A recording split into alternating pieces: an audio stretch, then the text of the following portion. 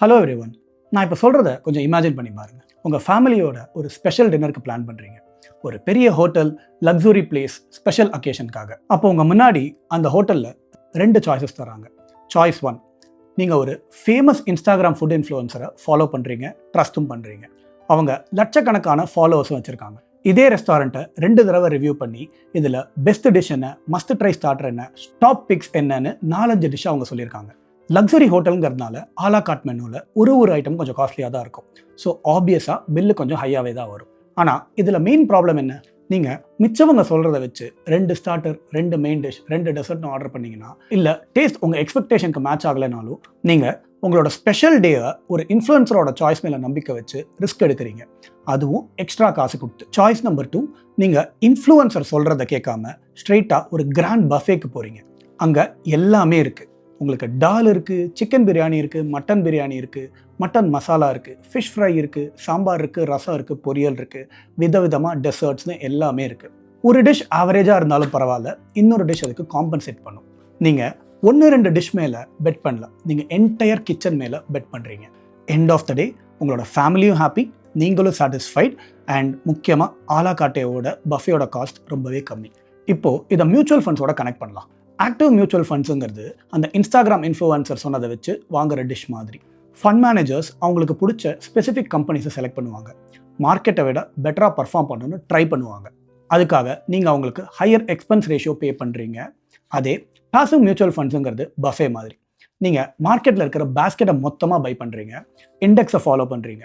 ஒரு கம்பெனி அதில் அங்கே இங்கே அண்டர் பர்ஃபார்ம் பண்ணாலும் இன்னொரு கம்பெனி அதுக்கு பேலன்ஸ் பண்ணும். இந்தியாவில் நம்ம எல்லாருமே பல வருஷமாக பெஸ்ட் ஃபண்ட் மேனேஜர் யார், பெஸ்ட் ஆக்டிவ் ஃபண்ட் என்னன்னு தேடிட்டு இருக்கோம். ஆனால் 2025 எண்டில் டேட்டா கிளியராக சொல்லுது, பாசிவ் ஃபண்ட்ஸ் தான் கன்சிஸ்டண்ட்டாக பர்ஃபார்ம் பண்ணுதுன்னு. ஆல்சோ பாசிவில் பார்த்தீங்கன்னா காஸ்ட்டும் கம்மி, ஸ்ட்ரெஸ்ஸும் கம்மி, லாங் டேர்ம் ரிட்டர்ன்ஸ் ரொம்பவே ஸ்டெடியாக இருக்கும். அதுதான் மேஜர் டிஃப்ரென்ஸ். ஆக்டிவ் ஃபண்டுங்கிறது இன்ஃப்ளூயன்சரோட ரெக்கமெண்டேஷன், பாசிவ் ஃபண்டுங்கிறது மொத்த பஃபே. நீங்கள் 2026 இன்வெஸ்டிங்க்கு ஒரு பிகினராக இருந்தீங்கன்னா உங்களுக்கு பஃபே தான் பெஸ்ட் சாய்ஸ். இன்ஃப்ளூயன்சரோட டேஸ்ட்டு ட்விட்டர்லலாம் வைரல் ஆகலாம், ஆனால் இண்டெக்ஸில் இன்வெஸ்ட் பண்ணிங்கன்னா தான் உங்களோட மணி காம்பவுண்ட் ஆகும். நம்ம நிஃப்டியா சென்செக்ஸான்னு பேசுறதுக்கு முன்னாடி இது எங்கேருந்து ஸ்டார்ட் ஆச்சுன்னு ஃபஸ்ட்டு பார்க்கணும். யூஎஸ் தான் இந்தியன் மார்க்கெட்டுக்கு ஒரு டைம் மிஷின் மாதிரின்னு சொல்லுவாங்க. யூஎஸில் நடக்கிறது 10-15 வருஷம் கழிச்சு இந்தியாவில் நடக்குது. நீ என்னப்பா சும்மா ஆக்டிவ் வர்சஸ் பாசிவ் போன போக்கில் சொல்கிறிய அப்படின்னு பார்த்தீங்கன்னா, இதுக்கான ஒரு பெஸ்ட் எக்ஸாம்பிள் வாரன் பஃபேயோட ஃபேமஸ் பெட்டு தான். 2008 வாரன் பஃபே ஒரு பெட் போடுறாரு, $1 million. ஆப்போசிட் சைடில் ஒரு famous hedge fund manager Ted Seides. Bet ரொம்ப சிம்பிள். 10 வருஷத்தில் ஒரு போரிங் S&P 500 ஃபண்டில் வாரன் பஃபே இன்வெஸ்ட் பண்ணுறாரு. இது அந்த ஹெட்ஜ் ஃபண்டோட அதிகமான ரிட்டர்ன்ஸ் ஜென்ரேட் பண்ணுதா இல்லையா அப்படிங்கிறது தான் பெட்டு. ஹெட்ஜ் ஃபண்ட்ஸில் என்னென்ன மேஜர் அட்வான்டேஜஸ் இருக்குது? யூஎஸ்லேயே டாப்பான பெஸ்ட் பிரெயின்ஸ் அங்கே தான் ஒர்க் பண்ணுறாங்க. அவங்களால ஷார்ட் செல்லிங் பண்ண முடியும், அவங்ககிட்ட லெவரேஜ் இருக்குது, அண்ட் அவங்க டெரிவேட்டிவ்ஸில் கூட விளையாட முடியும். ஆனால் இண்டெக்ஸ் ஃபண்ட்ஸ் என்ன பண்ணுச்சு? ஒன்றும் இல்லை, டாப் 500 US கம்பெனிஸை ட்ராக் பண்ணி அதில் இன்வெஸ்ட் பண்ணுச்சு, அவ்வளோதான். 10 வருஷம் முடிஞ்சு 2018 பார்க்கும்போது S&P 500 இண்டெக்ஸோட ரிட்டர்ன் 126%. அதே ஹெட்ஜ் ஃபண்ட்ஸோட ரிட்டர்ன் வெறும் 36% தான். வாரன் பஃபட்டோட ஸ்ட்ராட்டஜி ஜஸ்ட் வின் மட்டும் பண்ணல, ஹெட்ஜ் ஃபண்ட்ஸை அடித்து துவம்சம் பண்ணிடுச்சு. இதுக்கு ரீசன் ரொம்பவே சிம்பிள், இவங்களோட ஃபீஸ். ஹெட்ஜ் ஃபண்ட்ஸ் பார்த்தீங்கன்னா ஜென்ரலாக 2-20 ஒரு ஃபார்முலா பண்ணுவாங்க. அதாவது 2% மேனேஜ்மெண்ட் ஃபீ, 20% ப்ராஃபிட் ஷேர். இண்டெக்ஸ் ஃபண்டில் பார்த்தீங்கன்னா ஆல்மோஸ்ட் 0. ஆனால் இந்தியாவில் பார்த்தீங்கன்னா இந்த ப்ராஃபிட் ஷேருங்கிறது கிடையாது தான். ஆனால் இங்கே ஃபீஸ் தான் ஆல்ஃபாவை அப்படியே சாப்பிட்டுருச்சு. இது நடந்ததுக்கப்புறம் இப்போ யூஎஸில் என்ன நடக்குதுன்னு பார்த்தோம்னா, கிட்டத்தட்ட 50% ஆஃப் மார்க்கெட் மணி பாசிவ் ஃபண்ட்ஸில் தான் இருக்குது. ஆக்டிவ் இன்வெஸ்ட்ங்கிறது ஒரு niche game, high risk high Gamble மாதிரி. ஆனால் இந்தியன் ஃபண்ட் மேனேஜர்ஸ் என்ன சொல்லுவாங்க? அது அமெரிக்கா. இந்தியன் மார்க்கெட் ரொம்பவே டிஃப்ரெண்ட். இந்தியா ஒரு இன்எஃபிஷியன்ட் மார்க்கெட். ஆக்டிவ் ஃபண்ட் மேனேஜர்ஸ்னால மட்டும்தான் ஹிடன் ஜெம்ஸை கண்டுபிடிக்க முடியும் அப்படின்னு சொல்லுவாங்க. நான் ஒத்துக்கிறேன், ஒரு காலத்தில் அதுதான் உண்மையாகவும் இருந்துச்சு. ஆனால் இப்போ 2026 இருக்கோம். இப்பயும் அப்படி தான் கேட்டிங்கன்னா வாய்ப்பில்லை ராஜா. நம்ம மார்க்கெட்டிங் ப்ரோஷ் எல்லாம் பார்க்க தேவையில்லை, பியூர் நம்பர்ஸ் பார்ப்போம். SPIVA இந்தியா ஸ்கோர் கார்டு அப்படின்னு ஒன்று இருக்குது. அதாவது S&P இண்டைசஸ் வர்சஸ் ஆக்டிவ் ஃபண்ட்ஸோட ஒரு ரிப்போர்ட் கார்டு மாதிரி இது. நீங்கள் ஆக்டிவ் லார்ஜ் கேப் மியூச்சுவல் ஃபண்டை ஹோல்ட் பண்ணுறீங்களா? இந்த நம்பரை கொஞ்சம் கவனித்து பாருங்கள். SPIVAயோட மிட் 2025 டேட்டா படி 2025 first 6 months 66% of active large cap funds இண்டெக்ஸை பீட் பண்ணல, அதாவது 2/3. இதையே நம்ம 5 வருஷத்துக்கு ஜூம் பண்ணி பார்த்தோம்னா nearly 90% of active funds underperform பண்ணியிருக்கு இண்டெக்ஸோட கம்பேரிசனில், அதாவது 9 out of 10 ஃபண்ட்ஸ். 1.5லேருந்து 2% வரைக்கும் எக்ஸ்பென்ஸ் ரேஷியோவும் பே பண்ணிட்டு 0.1 0.2% சார்ஜ் பண்ணுற இண்டெக்ஸ் ஃபண்டை கூட இவங்களால பீட் பண்ண முடியல. ஆனால் நீங்கள் கேட்கலாம், என்ன லார்ஜ் கேப்பை பற்றி மட்டும் பேசுகிற, ஸ்மால் அண்ட் மிட் கேப்பில் தான் ஆல்ஃபா இருக்குது அப்படின்னு நீங்கள் கேட்கலாம். ஷார்ட் டேர்மில் நீங்கள் சொல்கிறது கரெக்டு தான். 2025 ஃபர்ஸ்ட் ஹாஃபில் ஆக்டிவ் ஃபண்ட்ஸ் ஸ்மால் கேப் இண்டெக்ஸை விட ஓரளவுக்கு நல்லாவே தான் ரிட்டர்ன்ஸ் ஜென்ரேட் பண்ணியிருக்கு. ஆனால் இன்வெஸ்டிங்கிறது ஒரு 100 மீட்டர் ஸ்ப்ரிண்ட் கிடையாது, அது ஒரு மேரத்தான். இதுலேயே நம்ம 10 வருஷத்தோட டேட்டா பார்த்தோம் அப்படின்னா 80% of active mid and small cap funds இண்டெக்ஸை பீட் பண்ணல. இப்போ உங்களுக்கு இதோட வேர்டிக்ட் ரொம்ப கிளியராக தெரியுதா? இந்தியாவில் எக்ஸப்ஷன்லாம் இப்போ முடிஞ்சிருச்சு. மார்க்கெட் ரொம்பவே மெச்சூர் ஆகிடுச்சு.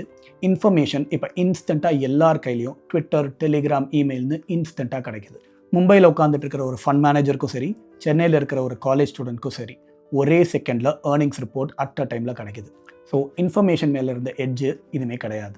ஆனால் உங்களுக்கு ஒரு கேள்வி இருக்கலாம், ஃபண்ட் ஹவுசஸில் இருக்கிறவங்க எல்லாருமே பார்த்தீங்கன்னா ஐஐடி, ஐஐஎம்னு டாப் ஸ்கூல்ஸில் படிச்சுட்டு வந்திருக்காங்களே, அவங்களால ஒரு பேசிக் ஃபார்முலாவோடு இருக்கிற ஒரு எக்ஸல் ஷீட்டில் இருக்கிற ஒரு இண்டெக்ஸை கூட ஏன் தோக்கடிக்க முடியல அப்படின்னு. இதுக்கு 3 ரீசன் இருக்குது. அதில் டாப் மோஸ்ட் ஒன் இவங்களோட எக்ஸ்பென்ஸ் ரேஷியோ. ஜென்ரலாக ஆக்டிவ் ஃபண்ட்ஸ் பார்த்தீங்கன்னா 1.5லேருந்து 2% or 2.2% வரைக்குமே எக்ஸ்பென்ஸ் ரேஷியோ இருக்குது. அதே இண்டெக்ஸ் ஃபண்டோடது 0.1 0.4%. மார்க்கெட் ஒரு 12% ரிட்டர்ன் கொடுத்துச்சுன்னா பாசிவில் உங்களுக்கு 11.9% வரைக்கும் ஈஸியாக கிடைக்கும். அதே ஆக்டிவில் போகும்போது 10லேருந்து 10.5% வரைக்கும் தான் கிடைக்குது. இது வருஷத்துக்கு 2%. இதையே 10 வருஷம், 20 வருஷம், 30 வருஷத்துக்கு காம்பவுண்ட் பண்ணி பாருங்கள் எத்தனை பர்சன்டேஜ் டிஃப்ரென்ஸ் வரும்னு. இங்கே ரிட்டர்ன்ஸ் மட்டும் காம்பவுண்ட் ஆகலை, ஃபீஸும் காம்பவுண்ட் ஆகிட்டு இருக்கு. இதுக்கான 2வது ரீசன் செபியோட ரூல் சேஞ்ச் தான். 2018க்கு அப்புறம் செபி ரொம்ப ஸ்ட்ரிக்டாக ரூல்ஸ் கொண்டு வந்துட்டாங்க. அதாவது நீங்கள் இப்போ ஒரு லார்ஜ் கேப் ஃபண்ட் வச்சுருக்கீங்கன்னா உங்களோட 80% ஆஃப் மணி டாப் 100 கம்பெனிஸில் தான் போடணும்னு. ஸோ ரிலையன்ஸ், டிசிஎஸ், ஹெச்டிஎஃப்சி பேங்க்னு இண்டெக்ஸ்லையும் அதே ஸ்டாக் தான் இருக்குது, ஆக்டிவ்லையும் அதே ஸ்டாக் தான் இருக்குது. ஸோ நீங்கள் ஆக்டிவில் அடிஷ்னலாக காசு பே பண்ணிட்டு அது ஒரு கிளாசட் இண்டெக்ஸ் ஃபண்ட் மாதிரி தான் வாங்கிட்டு இருக்காங்க. 3வது ரீசன் சைஸ் ப்ராப்ளம். 2015-16 பார்த்தீங்கன்னா நிறைய AUM 500 to 1000 crores தான் இருந்துச்சு. ஆனால் இப்போது 50,000 கோடி, 1,00,000 கோடின்னு எங்கே பார்த்தாலும் AUM சைஸ் ஏறி கிடக்கு. இதுக்கு மேலே சின்ன கல்லு, பெத்தலை, அவலுலாம் கிடையாதுங்க. இப்போது மியூச்சுவல் ஃபண்ட் ஒரு ஸ்டாக்கை போய் வாங்கினாங்கன்னா அதோட ப்ரைஸ் மேசிவாக ஏறுது, செல் பண்ணாங்கன்னா இஷ்டத்துக்கு கிராஷ் ஆகுது. பாசிவில் இந்த பிரச்சனை கிடையாது. நான் ஆக்டிவே வாங்கக்கூடாதான்னு கேட்டிங்கன்னா வேணாம்னு தான் சொல்லுவேன். ஆனால் வாங்கணும்னு ஆசை இருந்தால் 80% இண்டெக்ஸும் 20% ஆக்டிவ் ஃபண்ட்ஸும் வாங்குங்க. So that you are not risking much. SIP பண்ணுற ரீட்டைல் இன்வெஸ்டருக்கு இண்டெக்ஸ் மியூச்சுவல் ஃபண்ட் தான் பெட்டர். முடிஞ்ச அளவுக்கு டைரக்ட் பிளானை சூஸ் பண்ணுங்கள். That will give you peace of mind, low cost and better odds of success. இந்த வீடியோ உங்களுக்கு பிடிச்சிருக்குன்னு நினைக்கிறேன். பிடிச்சிருந்தா ஒரு லைக் பண்ணுங்கள் அண்ட் உங்களோட ஃப்ரெண்ட்ஸ் அண்ட் ஃபேமிலிக்கு இதை ஷேர் பண்ணுங்கள். அண்ட் முடிஞ்ச சேனலுக்கு சப்ஸ்கிரைப் பண்ணுங்கள். உங்கள் எல்லாரும் இன்னொரு வீடியோவில் சந்திக்கிறேன். அது வரைக்கும் Tata, bye bye and happy investing.